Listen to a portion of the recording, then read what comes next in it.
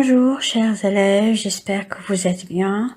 Aujourd'hui nous allons voir une leçon de grammaire sur la phrase complexe.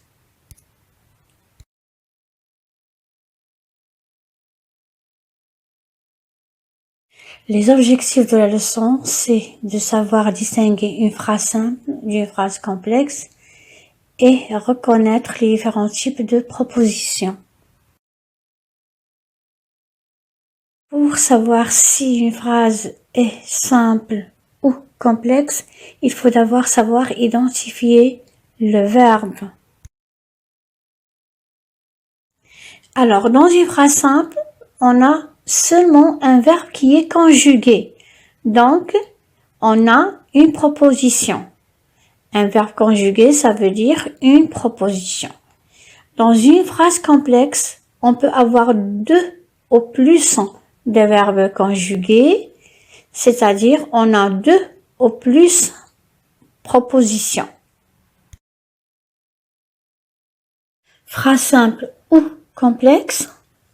Alors, autrement dit, une phrase est simple si elle contient un seul verbe conjugué. Une phrase complexe contient autant de propositions que de verbes conjugués. Les propositions sont les grandes idées de la phrase. Alors, ici, vous allez être confondu avec proposition, verbe conjugué, phrase complexe. Alors, un verbe conjugué, ça veut dire une proposition. D'accord? Exemple. Tous les soirs, mon père regarde le journal télévisé. Alors ici, on n'a qu'un seul verbe qui est conjugué. Un seul verbe conjugué, donc c'est une phrase simple. Je prends mon élan et saute le plus loin possible. Alors, il y a ici deux verbes. Le verbe prendre, je prends, et sauter. Le verbe sauter et saute le plus loin possible. Deux verbes conjugués, donc c'est une phrase complexe.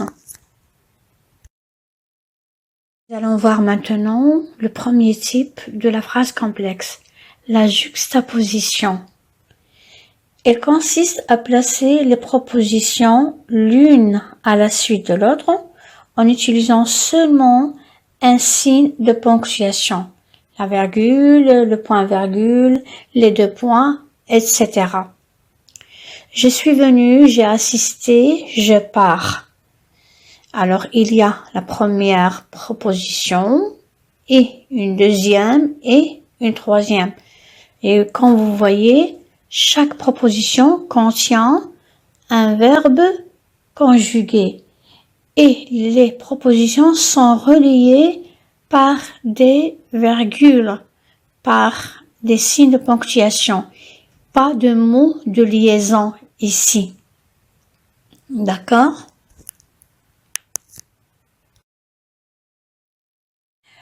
Restons maintenant avec le deuxième type de la phrase complexe, la coordination. La coordination a lieu quand deux phrases simples ou plus sont liées à l'aide d'une conjonction de coordination. Alors, comme vous savez, les conjonctions de coordination sont mais, ou, et, donc, or, ni, car. Exemple, les marins reculèrent sur le pont car ils étaient terrorisés. Alors ici, on peut remplacer car par un point. Les marins reculèrent sur le pont, il était terrorisé. Il n'y a pas de changement dans le sens. Le sens reste le même car les deux propositions sont égales. D'accord? Ici, il n'y a pas de dépendance d'une proposition de l'autre. C'est-à-dire, ils sont les deux indépendantes. Le troisième type de la phrase complexe, la subordination. Nous pouvons aussi avoir des phrases comprenant une proposition principale et une ou plusieurs subordonnées. La proposition subordonnée dépend toujours de la proposition principale. Exemple, les marins reculèrent sur le pont parce qu'ils étaient terrorisés. Alors ici, comme vous le savez, nous avons deux propositions, deux verbes conjugués Alors, deux propositions. Nous allons voir maintenant la première proposition. Les marins reculèrent sur le pont. Alors, c'est une proposition principale parce qu'il ne dépend pas d'une autre proposition. Il ne dépend pas, ça veut dire il a un sens complet. C'est une phrase complète. Si on dit les marins reculèrent sur le pont, c'est une phrase complète. Il n'a pas besoin d'une autre proposition. C'est ça la principale. Alors, regardons maintenant la deuxième proposition, parce qu'ils étaient terrorisés. C'est une proposition subordonnée. Alors, qui dit proposition subordonnée dit une proposition qui dépend d'une autre. Alors, parce qu'ils étaient terrorisés dépend de la première qui est la principale, les marins reculèrent sur le pont. Parce qu'on ne peut pas dire parce qu'ils étaient terrorisés, c'est une phrase complète ou bien c'est une proposition complète. Non, il dépend. Il joue ou bien il remplit seulement un rôle par rapport à la principale. Ici, ce qu'on comprend, c'est seulement la cause. On exprime la cause de le fait que les marins reculèrent sur le pont. Alors, la proposition subordonnée dépend toujours d'une autre proposition. Passons maintenant à un exercice d'entraînement. Exercice 1. Lis le texte et complète le tableau suivant à partir du passage. Ce fut Flore qui rentra la première. Elle alluma la lampe, une petite lampe à pétrole, sans abat-jour, et mit la table. Pas un mot n'était échangé. À peine glissa-t-elle un regard vers Jacques, qui se détournait debout devant la fenêtre. Sur le poêle, une soupe au chou se tenait chaude. Elle la servait lorsque Missard parut à son tour. Il ne témoigna aucune surprise de trouver là le jeune homme.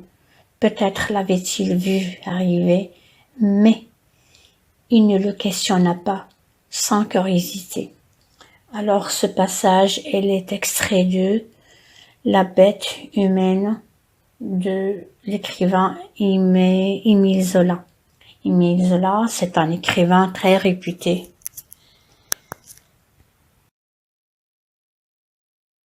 Vous pouvez maintenant arrêter la vidéo le moment où vous pouvez penser à faire l'exercice. Voilà. Il y a cette phrase dans le passage que nous avons vu. Alors, vous allez définir le nombre de verbes qui sont conjugués, le nombre de propositions et vous allez dire si c'est une phrase complexe ou bien c'est une phrase simple. Passons à la correction maintenant, le corrigé de l'exercice. Alors, la première phrase, on a deux verbes conjugués. Donc, deux propositions. Chaque verbe conjugué représente une proposition. Et puisqu'on a deux verbes conjugués, automatiquement, c'est une phrase complexe. Pour la deuxième phrase, on a deux verbes conjugués, deux propositions, phrase complexe. La troisième phrase, on a trois verbes conjugués, c'est-à-dire trois propositions, phrase complexe. Alors, chaque verbe conjugué, c'est une proposition. Alors, la quatrième phrase, on a seulement un verbe qui est conjugué, donc une proposition, c'est une phrase simple. La cinquième phrase, on a deux verbes conjugués, deux propositions complexes. La sixième phrase, un verbe conjugué, une proposition, c'est une phrase simple. La septième phrase, on a deux verbes conjugués, c'est-à-dire deux propositions, c'est une phrase complexe. Alors, regardez la colonne de verbes conjugués et la colonne de nombre de propositions. Ce sont les mêmes. Vous voyez? Restons maintenant avec le deuxième exercice. Relève les phrases complexes, précise le type de chaque proposition. C'est-à-dire si on a la juxtaposition ou bien la coordination ou bien la subordination. D'accord? D'après l'exercice précédent, on a 5 phrases complexes, n'est-ce pas? Alors, nous allons voir, vous pouvez recopier le passage sur une feuille ou bien sur vos cahiers, comme ça sera facile pour vous de répondre à cette question. D'accord?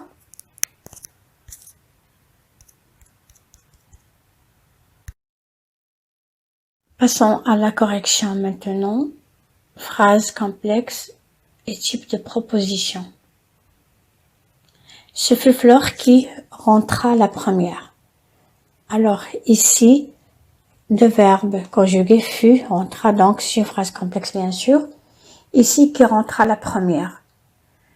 Alors ici on a une subordonnée. Comment on sait que c'est une subordonnée et pas une proposition coordonnée ou bien juxtaposée? Parce que coordonnée, on doit avoir une conjonction de coordination. Nous, on sait déjà les conjonctions de coordination.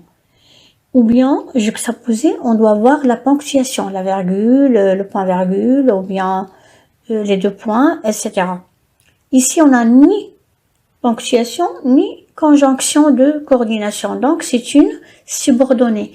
Et lorsqu'on parle du subordonné, il y a la principale, bien sûr.